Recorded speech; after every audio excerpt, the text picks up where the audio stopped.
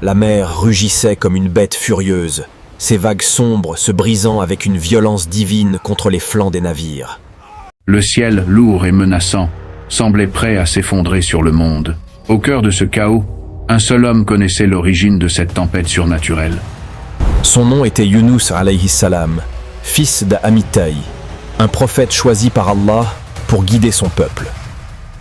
Mais en ce jour terrible, il n'était plus qu'un fugitif, accablé par le poids de sa propre décision.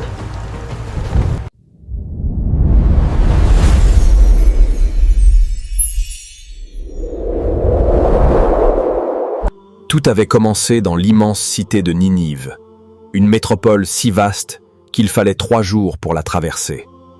Derrière ces murs impénétrables, un peuple entier vivait dans les ténèbres de l'idolâtrie et de la débauche. La corruption régnait en maître, et l'odeur du péché montait vers le ciel comme une fumée nauséabonde. Pourtant, dans son infinie miséricorde, Allah décida de leur offrir une dernière chance. Il ordonna à son serviteur, Yunus, alayhi salam, de se rendre parmi eux pour les avertir qu'un châtiment terrible s'abattrait sur eux dans 40 jours s'ils ne se repentaient pas. Le cœur lourd mais rempli de foi, Yunus, alayhi salam, obéit. Il parcourut les ruelles grouillantes de Ninive, proclamant son message avec une ferveur brûlante. Ô peuple de Ninive, craignez Allah l'unique, abandonnez vos idoles de pierre et vos voies perverses. Revenez à lui, de peur qu'un supplice douloureux ne vous saisisse. Sourate As-Safa, versets 124 à 126, mais les rires moqueurs et les insultes accueillirent ces paroles. On le prit pour un fou, un illuminé. Les notables de la ville le firent chasser, et le découragement commença à ronger l'âme du prophète. Il se sentit abandonné, seul face à l'arrogance d'un peuple entier. Une amertume grandit en lui. Il avait prêché, averti, mais il n'avait pas écouté. La colère d'Allah allait s'abattre. C'était inévitable. Sans attendre le délai imparti, poussé par une impatience humaine et un profond désespoir, Yunus, alayhi salam, prit une décision fatidique. Il quitta Ninive. Il tourna le dos à sa mission, convaincu que tout était perdu. Il marcha vers l'ouest jusqu'au port florissant de Jaffa. Là, un navire aux voiles gonflés par le vent se préparait à lever l'ancre pour Tarshish. Yunus, alayhi salam, y vit une échappatoire. Il paya son passage et embarqua, espérant mettre une mer entière entre lui et son échec cuisant. Alors que le navire quittait la sécurité de la côte, une sérénité trompeuse l'envahit. Il regarda l'horizon, croyant fuir le regard d'Allah. Il ignorait encore que nul ne peut se soustraire à la volonté du Très-Haut. Et quand il s'enfuit vers le bateau comble, il prit part au tirage au sort qui le désigna comme le perdant. Sourate As-Safa, versets 140 à 141. Le temps changea brutalement. En quelques minutes, le ciel s'assombrit, le vent se leva en un hurlement terrifiant et la mer devint un gouffre tumultueux. Le robuste navire n'était plus qu'un jouet entre les mains d'une force colossale.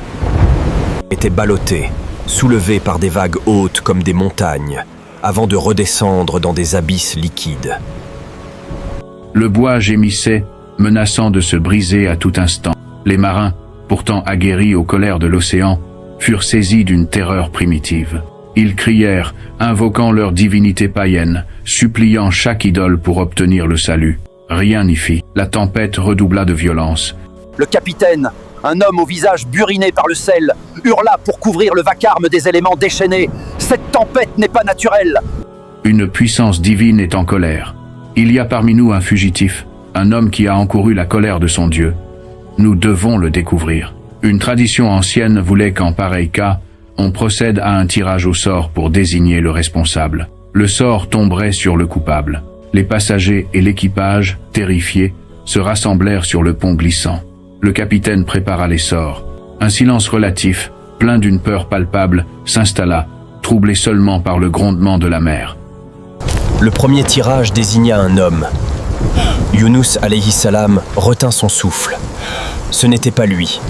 Le capitaine recommença. Le sort désigna un autre homme. Encore une fois, ce n'était pas Yunus, alayhi salam. Son cœur battait à tout rompre. Un espoir fou l'envahit. Peut-être allait-il échapper à ce jugement. Mais le capitaine, méfiant, insista pour un troisième tirage. Les sorts furent jetés une dernière fois. Tous les regards se figèrent. Le sort désignait sans équivoque possible Yunus, alayhi salam. Un silence de mort régna. Tous les yeux se tournèrent vers lui, chargés de reproches et de terreur. « Parle !» rugit le capitaine en l'agrippant par son vêtement trempé. « Qui es-tu ? Quel crime as-tu commis pour attirer sur nous une telle malédiction ?» Yunus, alayhi salam, leva les yeux, incapable de soutenir leur regard. La honte le brûlait plus que l'eau glacée. Il ouvrit la bouche, et sa voix, bien que faible, porta étrangement dans le chaos. Je suis un fuyard. J'ai désobéi à mon Seigneur, le Créateur des cieux et de la terre. J'ai abandonné le peuple auquel il m'avait envoyé. Les marins reculèrent, horrifiés. Ils comprenaient maintenant la nature surnaturelle de leur infortune. « Que devons-nous faire de toi ?» demandèrent-ils, tremblants. « Comment apaiser la colère de ton Dieu ?» Yunus, alayhi salam, savait. Il avait toujours su. La justice exigeait un prix. « Jetez-moi à la mer !» dit-il, la voix brisée mais résolue. « C'est à cause de moi que cette tempête vous assaille. Une fois que je ne serai plus ici, la mer s'apaisera et vous serez sauvés. » Sourate As-Safat, verset 142. Les hommes hésitèrent. Ils n'étaient pas des meurtriers. Malgré tout, ils ne pouvaient se résoudre à précipiter cet homme dans les flots démontés. Ils luttèrent encore, ramant de toute leur force, pour tenter de regagner la côte. Mais chaque effort était vain. Le navire se disloquait un peu plus. La mort était imminente pour tous. Rassemblant leur courage, l'âme lourde de culpabilité, mais poussés par l'instinct de survie, ils se saisirent de Yunus, alayhi salam. Ils l'emportèrent jusqu'au bastingage. Un instant, il sentit les mains calleuses des marins sur ses bras, le vent fouettait son visage, l'écume saline lui brûlait les yeux. Puis, ils le soulevèrent et le lancèrent par-dessus bord. La chute sembla durer une éternité. Le hurlement du vent fut remplacé par le rugissement de l'eau. Le choc fut d'une violence inouïe, comme si chaque os de son corps se brisait. Le froid, intense, lui coupa le souffle. L'obscurité l'engloutit. Il sombra, emporté par le poids de sa désobéissance, descendu vers les abysses par le courant implacable. L'eau salée envahit sa bouche, ses poumons brûlèrent. Il sentit la conscience lui échapper, la frontière entre la vie et la mort devenir ténue. Dans son esprit qui sombrait, une seule pensée émergea, une supplication ultime, un cri du cœur plus fort que le désespoir. La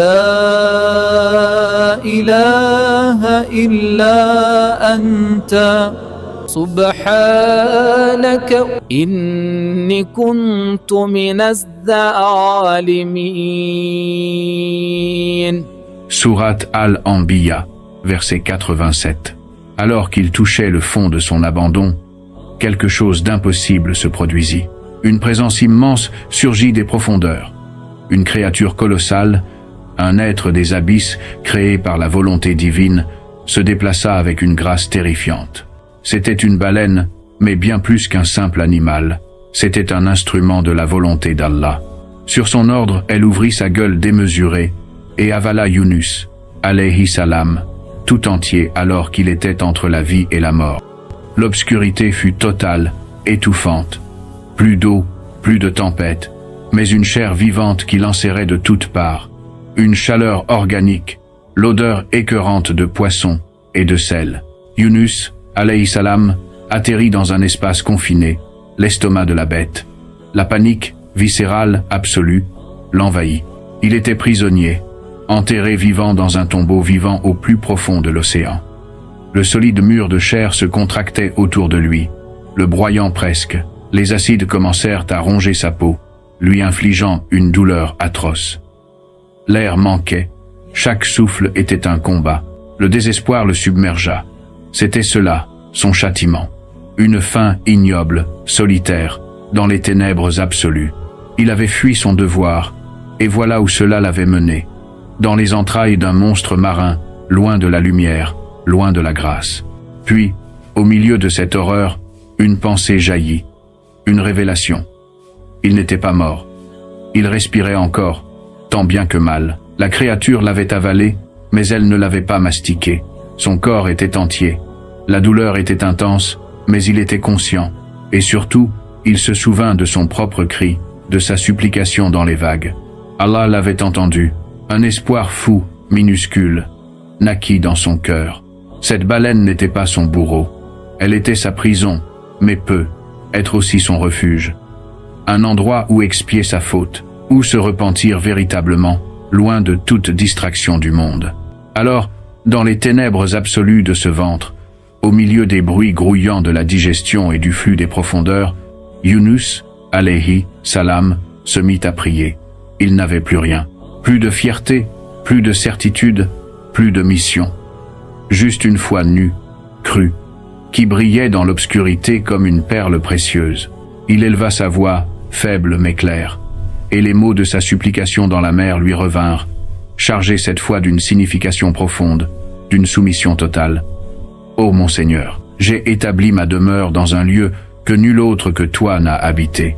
Si tu ne me pardonnes pas et ne me fais pas miséricorde, je serai certes du nombre des perdants. » Il répéta inlassablement la formule du repentir. « La ilaha illa anta, subhanaka, inni kuntu minaz zalimin. » Il pria comme il n'avait jamais prié de sa vie. Chaque fibre de son être se tourna vers son Créateur. Il l'invoqua, le glorifia, se repentit. Les heures, les jours peut-être, passèrent sans qu'il ne puisse les compter. Il n'y avait plus que cette litanie, cette conversation intime avec le divin dans le lieu le plus improbable qui soit. La douleur physique devint secondaire. Presque insignifiante face à la purification de son âme. Il comprit alors la grandeur de la miséricorde d'Allah, même dans sa désobéissance, même au fond de l'océan, emprisonné. Allah lui offrait l'opportunité de se racheter, de se tourner à nouveau vers lui. Pendant ce temps, à la surface, un miracle s'était produit. Dès que Yunus, alayhi salam, avait été jeté à la mer, la tempête s'était apaisée comme on éteint une lumière. Les vents étaient tombés, les vagues s'étaient calmées en un doux clapotis. Le navire et son équipage étaient saufs, témoins médusés de la puissance du Dieu unique. Ils se prosternèrent, pleins de crainte et de gratitude, reconnaissant en Allah le maître absolu de toutes choses. Et dans la grande cité de Ninive, un autre miracle, bien plus grand, était en cours. Le cœur de Yunus, alayhi salam, autrefois lourd de honte et de désespoir, était maintenant léger, empli d'une paix profonde qu'il n'avait jamais connue. Dans l'obscurité totale et l'isolement absolu du ventre de la baleine, il avait trouvé une proximité avec Allah qui transcendait toute chose. Ses prières, ses invocations et ses repentirs incessants avaient transformé sa prison en un sanctuaire. Il ne suppliait plus pour être libéré. Il se soumettait totalement à la volonté divine, confiant dans la sagesse infinie de son Seigneur. Pendant ce temps, à des milliers de lieues de là, dans la frénésie de Ninive, l'impensable se produisait. La proclamation de Yunus, alayhi salam, qu'il croyait vaine et oubliée, avait en réalité semé une graine minuscule mais tenace dans le cœur de certains habitants. Peut-être était-ce la sincérité brûlante du prophète, peut-être un signe divin imperceptible, mais une inquiétude avait commencé à sourdre. Puis, le jour où la terre trembla légèrement, un tremblement à peine perceptible que les savants auraient ignoré en d'autres temps, la peur s'empara soudain de la grande cité. Un homme, un vieillard respecté, se leva et se souvint des paroles de l'étranger au regard ardent. « Et si c'était vrai ?» murmura-t-il. La rumeur se propagea comme une traînée de poudre, de rue en rue, de maison en maison. La peur du châtiment promis devint une certitude. Elle grandit, se transforma en une terreur collective et salvatrice. Contre toute attente, sans prophète pour les guider, poussés par une inspiration divine, les habitants de Ninive se mirent à regretter leurs péchés. Le repentir naquit dans les cœurs, d'abord timide, puis comme un torrent dévastateur. Du plus humble paysan au roi lui-même sur son trône, tous furent saisis d'une ferveur repentante. Ils abandonnèrent leurs habits somptueux et revêtirent le sac de toile rude. Ils se couvrirent la tête de cendre en signe d'humiliation et de contrition. Même les animaux du troupeau furent privés de nourriture et parqués, participant malgré eux à cet immense mouvement de contrition collective. Toute la ville, dans un élan unanime, leva les mains vers le ciel qu'ils avaient si longtemps ignoré. Ils crièrent vers le Dieu de Yunus, alayhi salam, l'invoquant, lui demandant pardon, le suppliant de détourner d'eux le châtiment qu'ils méritaient par leurs actes. Ils crurent, donc nous leur permîmes de jouir de la vie pour un certain temps. Sourate As-Safa, verset 148.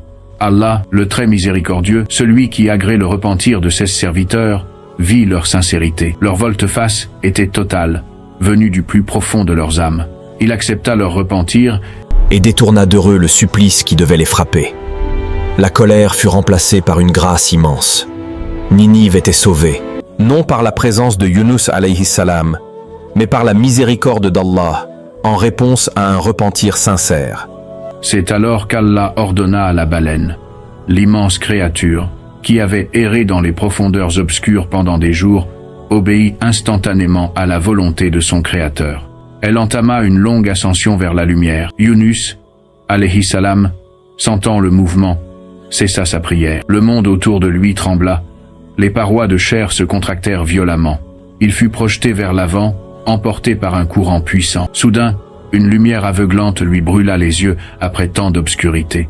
L'air frais et salé lui remplit les poumons à pleine capacité, lui causant une douleur vive et merveilleuse. Il fut expulsé du ventre de la bête, comme un fruit mûr, et atterrit, pantelant, sur une rive inconnue.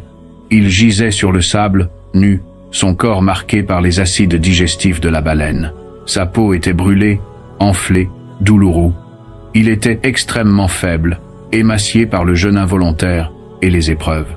Le soleil, qu'il n'avait pas vu depuis si longtemps, lui parut d'une violence inouïe.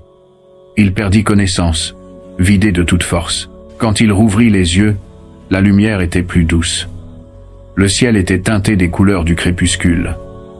Il était toujours étendu sur la plage déserte, mais une sensation de paix régnait. Il tenta de bouger, et un gémissement lui échappa. Chaque muscle, chaque centimètre de sa peau le faisait souffrir. Il était seul, vulnérable, brisé. Mais Allah, dans sa sagesse infinie, n'avait pas fini de prendre soin de son serviteur repentant. Il fit pousser, miraculeusement, au-dessus de la tête de Yunus, alayhi salam, une plante de courge aux larges feuilles. Elle grandit à une vitesse prodigieuse, formant un auvent vert et luxuriant, qui le protégea des ardeurs du soleil diurne et de la fraîcheur de la nuit. Ses grandes feuilles lui offrirent un abri et de l'ombre, et son fruit lui fournit nourriture et humidité pour se sustenter et retrouver des forces. Cette plante était une miséricorde, un bienfait direct d'Allah pour apaiser les souffrances physiques de son prophète et lui permettre de se rétablir. Nous l'avons rejeté sur la terre nue, malade qu'il était, et nous fîmes pousser au-dessus de lui un plant de courge. Sourate As-Safa, versets 145 à 146. Les jours passèrent. Allongé sous son abri providentiel, Yunus, alayhi salam, se remettait lentement. Il passait son temps en prière, en gratitude, méditant sur l'immense leçon qu'il venait de vivre. Il avait connu la désobéissance, la fuite, le châtiment, mais aussi le repentir, la miséricorde et le salut. Il comprenait maintenant que la volonté d'Allah est parfaite, que sa patience est immense, mais que sa justice s'accomplit toujours. Il avait aussi appris que le désespoir n'a pas sa place face au pardon divin, pour peu que le repentir soit sincère. Un matin, alors qu'il commençait à pouvoir marcher de nouveau, un voyageur solitaire passa non loin de là. Étonné de trouver un homme dans un endroit aussi désolé, il s'approcha et reconnut, malgré les marques sur son visage, les traits de celui qui avait prêché à Ninive. Le voyageur, ému, lui offrit de l'eau et des dattes, et lui raconta la nouvelle qui courait sur toutes les routes de la région. L'incroyable histoire de Ninive. La ville a changé, Seigneur. Ils se sont repentis, tous, du plus grand au plus petit. Ils ont jeûné, prié, invoqué ton Dieu. Et le châtiment, il n'est jamais venu. On dit que Dieu leur a pardonné. La ville entière vit maintenant dans la crainte et l'adoration du Dieu unique. Yunus, alayhi salam, écouta, stupéfait. Les larmes lui montèrent aux yeux, non pas de tristesse, mais d'une gratitude et d'une humilité écrasante. Il comprit alors la totale grandeur d'Allah. Il avait cru son échec personnel être la fin de tout, Mais la volonté divine avait œuvré bien au-delà de ses propres actions. Allah n'avait pas besoin de lui pour sauver Ninive. Il avait utilisé son départ, son épreuve, pour susciter le repentir du peuple et manifester sa miséricorde d'une manière encore plus éclatante. Guéri, fortifié dans sa foi et purifié dans son âme, Yunus, alayhi salam, se mit en route. Il ne fuyait plus. Il marchait vers Ninive, non plus avec le fardeau de la prédiction d'un châtiment, mais avec le cœur léger, porteur d'un message de miséricorde et de gratitude.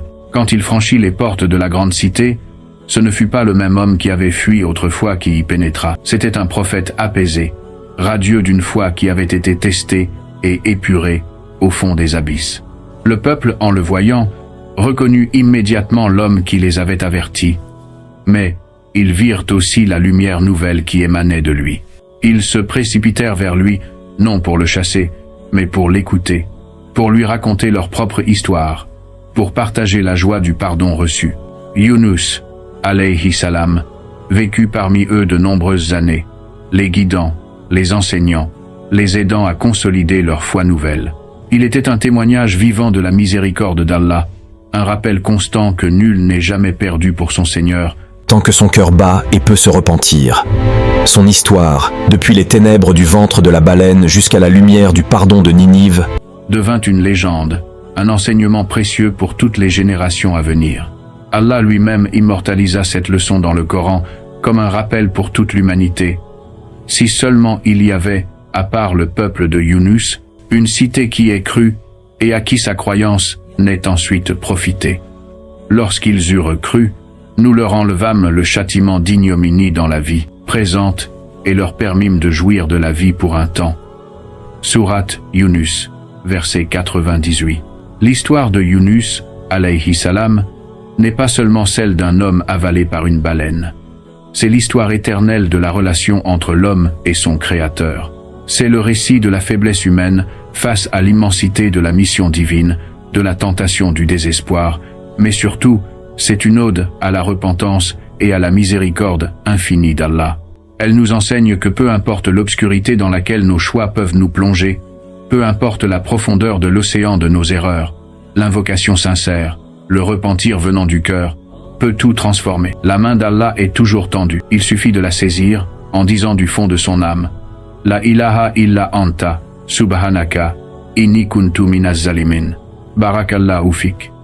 Que la paix et les bénédictions d'Allah soient sur notre maître Yunus, alayhi salam, et sur tous les prophètes et messagers.